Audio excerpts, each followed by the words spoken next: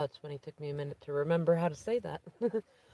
um, I was looking at some of the wonderful responses that you guys left on my question about what would you like help learning about or working on, and I noticed that one of the biggest responses was either how to let go of your twin or of a love, or feelings of brokenness, or how to refocus. It's really, I mean, that's not the word used, but effectively that's what it is. Like, how do we stop obsessing over a person, especially if it's your twin flame, which is it's an interesting journey for our souls to have chosen to experience because, well, if you're anything like me, you've accomplished a whole lot of great things in your life and not let a whole lot of things distract you. And so it is quite unnerving to have a person, especially somebody who often does things with you that you would not save any time for or allow any real estate in your head for them to continue to do that. And yet you do. We do. Now, I was thinking about it, meditating and kind of listening with spirit and thinking about my answers versus greater answers. And I come back to the same thing, both in my own journey and in what I will suggest, which is that if you find yourself in a place where you're asking, is it time to go or should I stay? Do I hold on to them or do I let go? And if I want to let go, how do I let go? How do I release them? Or I've done some videos about it, but there's also cards that some readers will pull up that say it's time to release your ex, and sometimes that means your twin flame if you've been with them before. And the irony being that not only is it good for you to do that, but it actually often means they reflect and release their own third party karmic situations. So, how do you do that? And actually, well, I think some of you will laugh at the answer, and others of you will probably feel more frustrated because either you're not there yet or it feels like it's easier said than done. And it is and it isn't. It just depends on how much faith you have, really. Because that's what the answer comes down to, is you have to have faith. Like, if you're worried about when they will call or reach out or be done with their third parties or fourth parties or stop making you a third or fourth party, or is it them, should I wait, should I move on, how do I let love go, all that stuff, then you're not having faith, spirit, or in them for that matter. And we manifest what we think about most often. So if we're not having faith in the journey and it's bringing us to this point to where, well, if it's going to take forever, or if it's going to be that much longer, I don't want to be alone, so I should move on. Well, if you're worried about being alone and you're not comfortable with your alone time, and that's why you're worried about how long it might take them to come to you, then that's the thing to focus. That's the shadow work there. The question isn't, should I move on or should I let go? It's, why am I so worried about being alone? Why am I so worried about how long it might take them? Why does it bother me so much? Like, a lot of times we use our twins as an excuse to not get into the dating pool, because we're actually afraid of dating, and it seems better to wait, or we're afraid that if we open ourselves up to a soulmate, either we might hurt the soulmate or we might hurt our twin flame, even if they're in karmic situations, and we don't want to be to blame for why they saw us with someone and decided not to try again in that moment. And that's the shadow work to work on. Hello and good morning. And the other thing is, we often get caught up in the how, what, why, and whens of things. And I have found most often the most effective thing you can do when you're wondering, should I stay or should I go? And if I should go, how do I let go? Or if you're in a place of, this just hurts so fucking much, I want to let go, how do I do it? Change the question you're asking. Rather than, should I let go? Or how do I let go? Focus on other things. Like, what are your personal goals for your life that have nothing to do with romance or relationships or your twin flame? What is it that you intend, like, when you're 89 and sitting in a rocking chair trying to remember what cup you left your teeth in, what kind of mark do you want to have left in the world? And that should be something you should be able to answer, and that you should want to do in and out of a relationship. I'm a big fan of, we shouldn't necessarily be two different people when we're in relationship or not in relationship, like we should be who we are at all times. And when we get into relationship, we should continue to be the person that we would be outside of relationship.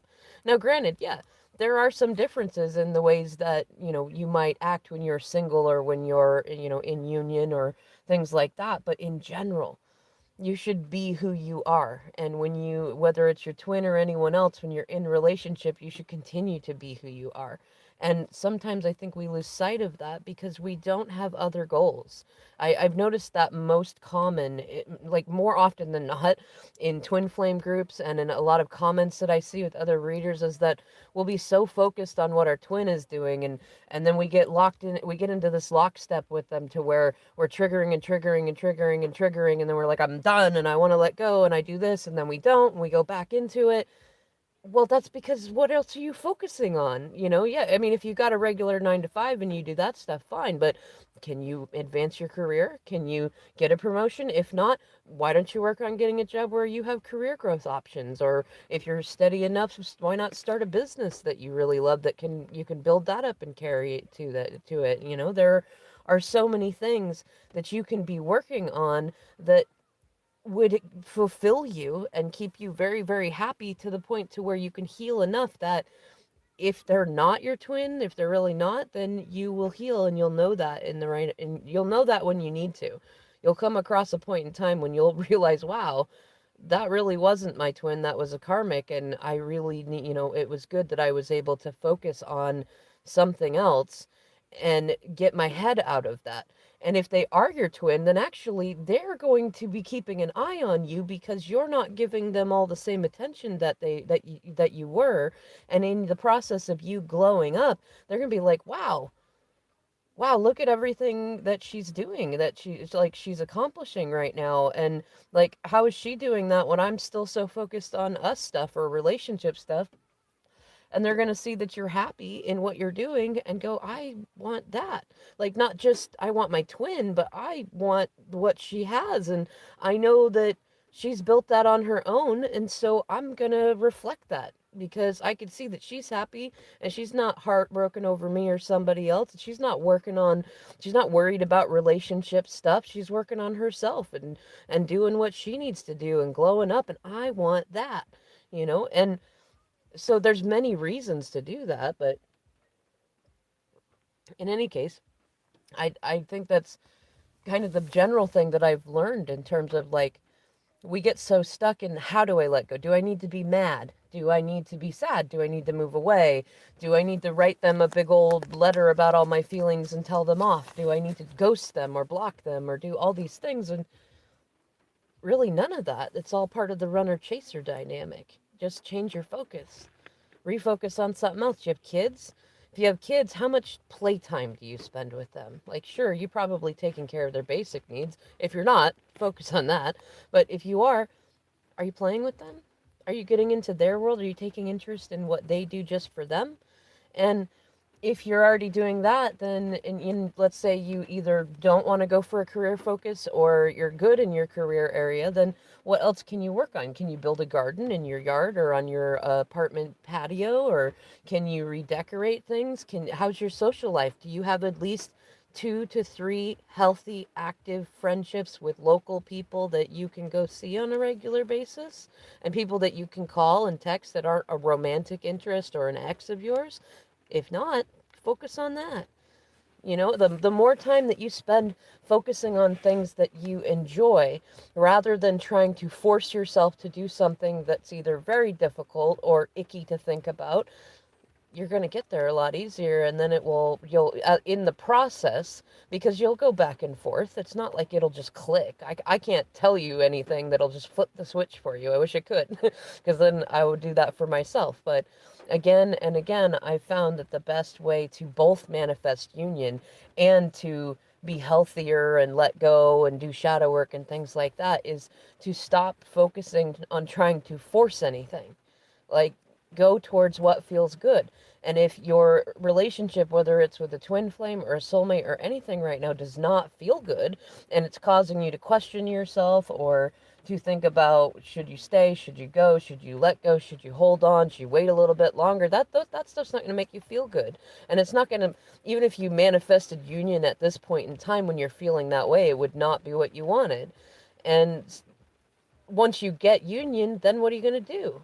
Are you going to over focus on the relationship until it falls apart again? No, I don't think so. That's not what DF does. DF glows up whether the union is there or not. DF gets to the place where she feels union is in her heart, and the way that DF gets there is by working on other stuff, by not focusing on what's going on in the 3D in terms of DM and DF. You know, maybe you check in sometimes and you check out some readings from me and others to see what DM is up to if you're not in direct contact or if they're still in a place of being deceptive about what they're doing. But otherwise, make yourself a list of goals and things that you want to do, whether you're in a relationship or not.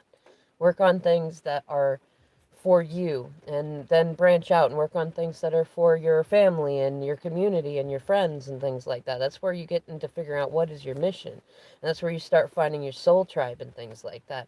And then once you have more people that you can talk to genuinely about this stuff, the less uncomfortable you feel about all of it and the less weird you feel about having the feelings that you have for somebody who's so immature that they're still going through all sorts of karmic cycles, and then the less pressure you feel about how long you might wait.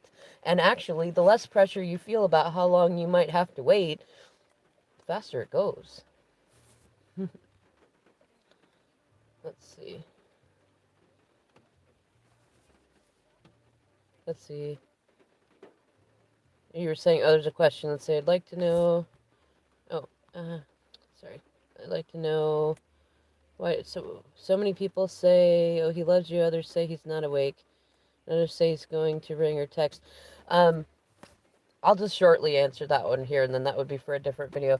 What I'm going to say is the first part of what you're saying is he loves you and he's not awake. They're not mutually exclusive. You can have an unawakened masculine who loves you.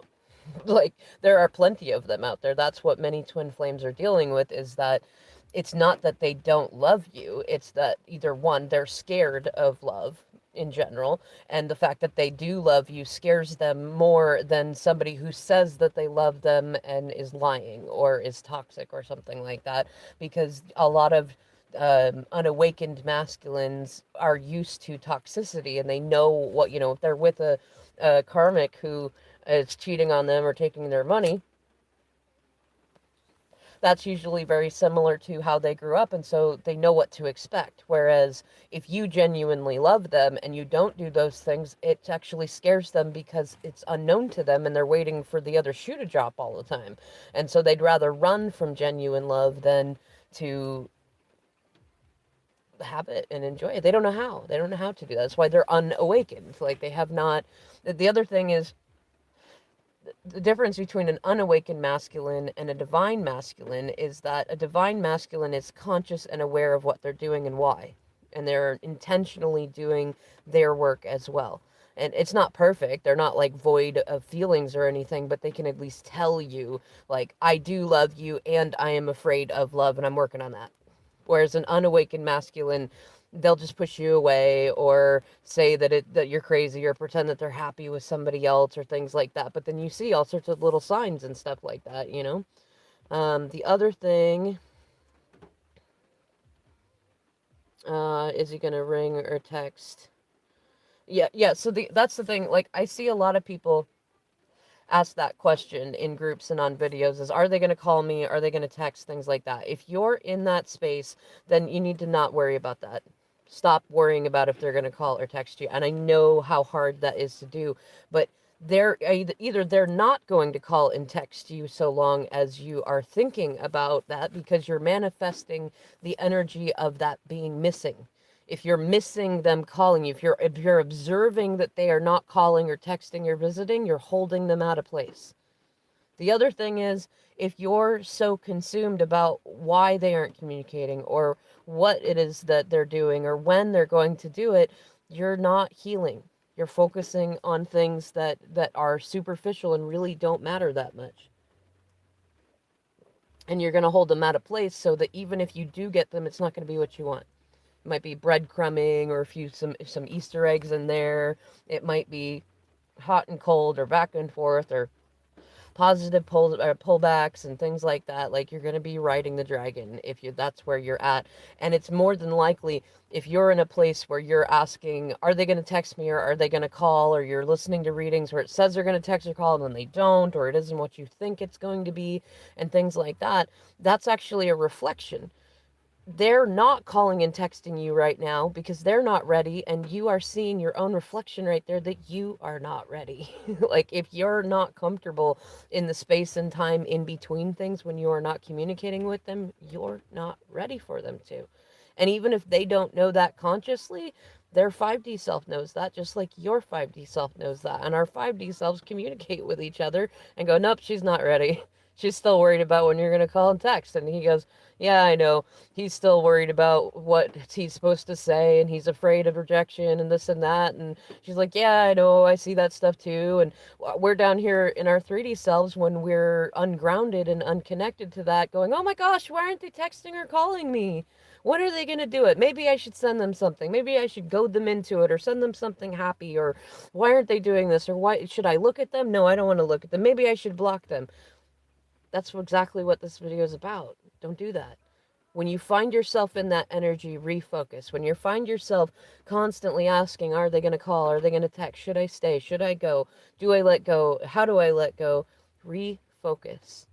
Focus on the other things that you want to do in your life, because when union does come, you need to be able to focus on those things more than you focus on the union, on the relationship. Is it? Oh, hi Sims. I'm riding the dragon. I don't want to think about him, and it does my head in every time. But tarot readers keep going on about it. My life's a mess. Yeah. Well, there's the other thing too. Is if you are okay, a lot of times the readings that you will see come up are either going to be ones that reflect your vibration, as in the energy you have or what you're thinking about, or they're going to be ones that are meant to trigger you for healing. So if you're finding, because remember, you can be selective about the readings that you listen to. You don't like, and the other thing is too, don't don't be so selective that you only ever listen to good things, because then you're pedestaling and you're going to find yourself more disappointed than not disappointed. If you only ever listen to things that say it's all good and the masculine's coming, blah blah, that's not humanly possible. And if you're in separation, either if you're in the beginning stages of your twin flame journey, like the first 5 years, where you don't know if you're ever going to even get together, and they're probably wrapped up with like a karmic wife or somebody who was there before you, or you're in the later parts of your journey where you've been together a while and then you're in separation and all that stuff is going on, and you're seeing all these readings that are saying they're coming, they're coming, they're coming, they're coming. Even if they come half the time of that, you're going to be let down the other half of the time, and you're so wrapped up in being worried about what they're doing that you're just driving yourself nuts. So while I always recommend, don't go looking for readings that are bad, and I generally recommend to stay away from readings about what's the karmic up to or what's she doing, because that pulls you into karmic energy. If you're thinking about their karmics, you're holding them there. You're keeping them in place as much as they are. And the other thing is too, if you feel like you're going nuts because you want to know when they're going to call, what they're going to do, and you want to stop thinking about them, refocus. Refocus. It's just like with this conversation. When you find yourself going, I wonder what they're doing and why they aren't calling, think, you know what? Did I accomplish that goal that I meant to accomplish this week? Like, pick 3 goals each week that you're going to accomplish, and don't go more than 3. If you look into Tony Robbins' stuff, he talks about chunking, and it's one of my favorite things. The human mind gets overwhelmed when we start trying to do more than 3 things at a time. Give yourself 3 things within the week that you intend to accomplish that have nothing to do with relationships and everything to do with you and what you love. And Focus on that. And when you can do 3 easily for like 4 weeks in a row, then maybe add in like make it 3 that you can do that are overall that you know you can accomplish in the week, and 2 small things every day that you're going to accomplish. Do you smoke like me? Can you cut down 2 cigarettes every day? Do you need to lose some weight? Can you figure out how to cut down 2 pounds a week? Or at least eat less than 2 pounds, like you cut out 2 pounds of food in your diet every week. If you want to start a business, can you spend every day for 20 minutes learning about how to start a business? There are lots of things that you can focus on. And more often than not, when we find ourselves going nuts about will they call or will they not call or how do I get them out of my head, it's because we're not focusing on anything else. We're so focused on the relationship stuff or union or what they're doing or how heartbroken we feel without them that we don't focus on anything else. And that can happen even if you have other things you have to do. You parent, you work, you do social stuff, but in your mind you're always running on and on and on about what's going on with them. And the other thing that I've noticed too is that a lot of DS, we really like a project, and we really like a mystery, and we really like a challenge. And that's part of why our divine masculines, when they're unawakened, really call to us. And they're a big challenge. And they're a project, and they're something that we know that we would feel like totally wonderful about if we were to help them heal. And so there are other projects that we can put that energy into, and it's also part of what mission work is about. Is there are people who are ready for the kind of help that we can offer, and if we're so focused on what masculines are doing when they are not ready, we actually push them away. They will come to us when they're ready. They know damn well that if whether they know about the twin flame journey or not, they know who you are to them. They know you are healing. They know when they are ready to stand in the light exactly where they can go to get help with that. What we have to do is work on not being so obsessed about when they choose to be ready. We only need to work on whether or not we're ready. And anytime, I can almost guarantee you, anytime you think that you are ready, you're not. It's like somebody saying that they're a master of something. You're never really a master of something. I don't even care if you get a degree or whatever. You're never a master of anything. Like, you're never a guru of anything. It just doesn't happen. You can know a lot. You can be very educated. It doesn't mean you're a master of anything. So whether you've been through like 2 ego deaths or 200, you're still not through all of them. Whether you have tried to lose weight 10 times and it hasn't worked, that doesn't mean you've been through all of it, and it doesn't mean there's nothing that will work. It doesn't mean that some of the ways that you tried before are still invalid. You can go back and try them again and see that you're in a new place in your life where you can do those old things. Let's see. Oh, awesome, good. I'm glad and proud of you, Sim. Um, yeah, so again, just refocus. And you're going to catch, you know what? You're going to catch yourself in times where you get caught back in it. Like, I mean, I was doing really good until my back went out again. And like, I know that that was spirit bringing me back into physical stuff, but I actually got a better diagnosis than I had before. So there's a lot of good things that came of that. But when I was not able to focus on my readings and my work and the other stuff, and I had to just sit around, that was the hardest time for me about not overthinking about my DM. But I know that spirit also brought me back to a place where it's like, it's time to get back to the basics again. Like, there are going to be those times when you fall back down the rabbit hole, especially if your DM is extra stubborn because you're twins, so you're going to have it. But the more times that you can get up and refocus on what are my goals, what are the things I want to achieve in my life, what do I want to work on, and every time you find yourself focusing on what are they doing, should I text them, should I do that, should I do this, and you intentionally change it, that means that you are awakened. You are taking the divine path. You are being conscious. And then you start to retrain your brain. And every time you do that, especially if you keep your first steps small, like it could be go for a walk. Every time you think about them, go for a short walk. It doesn't have to be a very long one, 5 minutes to start, whatever it is, and then come back and have a cookie. Something that is a reward. Do something good for you, then have a reward. Do something good for you, then have a reward. And make it small at first so that you can accomplish it, so that it's not a task that like you beat yourself up for not accomplishing, and then every time you start to think about them, go do that thing. Go do that thing. Go do that thing, like do it as often as you think about it. And eventually it'll actually get easier and you'll find yourself automatically doing that and not thinking about them so much. And then you'll feel proud of yourself because you also didn't have to block or be mad or say this or say that. And you'll find that the more times that you refocus on something else, that's when they're going to reach out. That's when they're going to text. That's when they're going to call. That's when then they're going to surprise visit you and it'll be good news. Like that's when spirit will start showing you signs of things going in the ways that your heart really wants them to. And that's when you start to manifest more of the good stuff. And you're like 10 times more attractive when you're doing that stuff, especially to a divine masculine, even if he's unawakened. You're going to be way more attractive to them when you are happy as who you are and you're not worried about relationships and you're not worried about them or stay or go or how to let go and things like that. There's just so many benefits to it. Just refocus.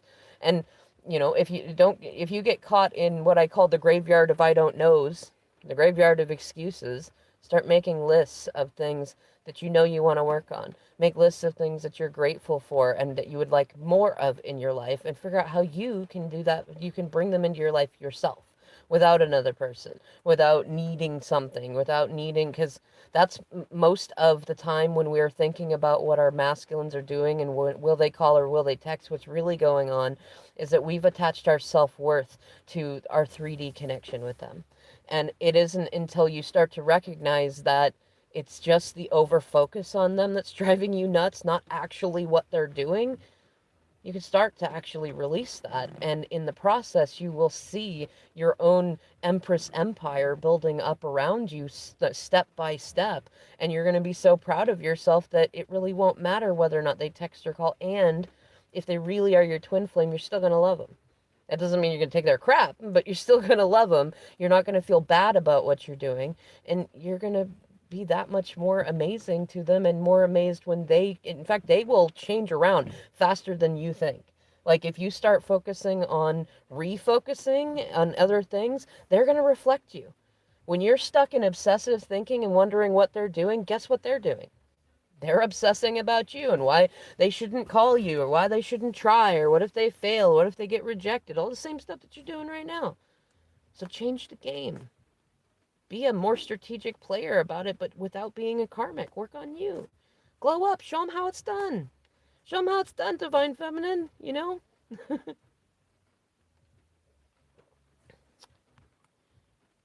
Yeah, oh yeah, I know. With my DM, it's been 19 years. 14 and a half of that was in common law marriage with him.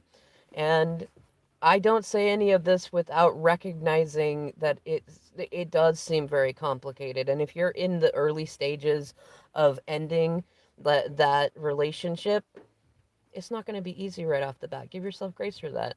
Go a little nuts, you know. I'm not saying go all karmic and stuff, but cry, have feelings, think about them a lot, journal about it. Like I'm not even kidding. Like write out journal after journal after journal until you're absolutely sick of thinking about them, and then go do your goals.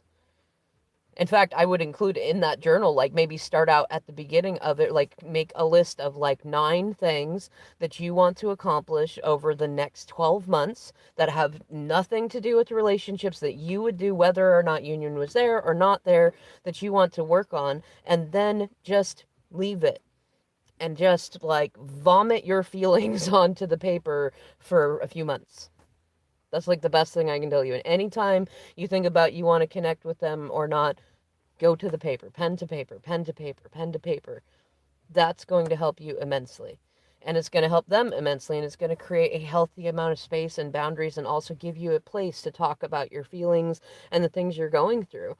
And then if you want to look into, I do a series called Path of the Empress, and that's designed on helping with some of that stuff. It's, I mean, I try to look at more people who are going to be called to the videos that I do are going to likely be in similar, I want to say relationship dynamics, but like union dynamics as myself, because there are lots and lots of people who are just starting their twin flame journey. And like maybe they're within the first year or the first 5 years and they don't even know. They don't even know quite what's coming. And there's a lot of other people that are in my soul tribe who've been at this 15, 18, 19, 20. There's a few people I've met that have been at it 40 years. The twin flame journey is a big one, and it's worth it if you can stand it, but it's okay if you can't. And what is it? Oh, it just popped up again. And you know what? Yeah, it's more than okay to be scared. More than okay. And especially if you've had a longer relationship, whether with your twin flame or even with a karmic, it's scary. And a lot of times, I mean, you got to remember that it takes two to tango. I don't care if your partner cheated and did all this other stuff. Like, yeah, they did it, but we still had parts in that. Either we accepted it and we made it okay for them to treat us that way, or we didn't speak up when we should have because we knew they had a shitty past, and so we didn't say enough, or we didn't do this and that, and we made it okay for them to do it. Or we got tit for tat and we did the same shit with them. Or we were constantly insecure and worried about, well, what if they leave me? Or what if I screw it up? Or this and that. We play off each other. A lot of times we don't even know we're in a twin flame dynamic until after we get out of it and start searching for answers because we're scared, because we're alone for the first time, because of all this stuff. That's when we start realizing, wow, there was actually more to this dynamic than I thought. In any case, I'm gonna get off here. I might do another video in a minute, but if you'd like to, send me an email, wickedlydivinefeminine@gmail.com. I do have some stuff going on in my personal life, so I'm not gonna be super fast to respond, but I mean, you're welcome to. Sometimes it helps to send feelings to others that can understand and that don't think you're nuts about the stuff that you see. And I'm well aware that a lot of divine masculines do some damnable things, and it is hard sometimes to know whether they're a karmic or an unawakened divine masculine. But by all means, and anybody else who watches this, you can send me an email. Tell me about your story so far and where you're at. And as I have the time to, I'll come on and chat with you. Otherwise, the best thing I can say is let yourself feel how you feel. And that includes with the overall of this video is about like how to let go. The best way to let go is to let yourself feel how you really feel. Have you really, really been mad? Have you allowed yourself to be mad and stay mad? If not, what are you afraid of? Are you afraid that if you're really mad at them and you go all out and have like, super strong boundaries that they won't come and help do the right things so that you can lower those healthy boundaries? You know? Are you afraid that you're a bad person if you're angry or you have feelings? Because a lot of us have to deal with codependence and we can't have union back until we face that. And a lot of times that's what created separation in the first place on both sides, you know? Anyways, y'all, I really appreciate you listening. I'm hoping to do some more consistent videos soon, but we'll see. I'm still trying to take it easy for my back and my hips. And for anybody who's new, I've been doing a series called Story of Bones. You can find it in my channel section. That's been more to do with my physical story of things. And then also, I had earlier today, I had to call and have my mom taken in the ambulance back to the ER. And I don't have a big update on it. It's sepsis, but there's Spirit's throwing me some curveballs and stuff. So I just in the moment when I'm feeling like hopping on board this Mercury direct energy and talking, there's some things that come up. So I apologize if I don't spit out content as quickly as I used to or would like to, but I know that it will be divinely timed when it's supposed to be. And as always, you can help by liking, sharing, subscribing, commenting. It's always good stuff. All right, y'all. Time to move on to the next video.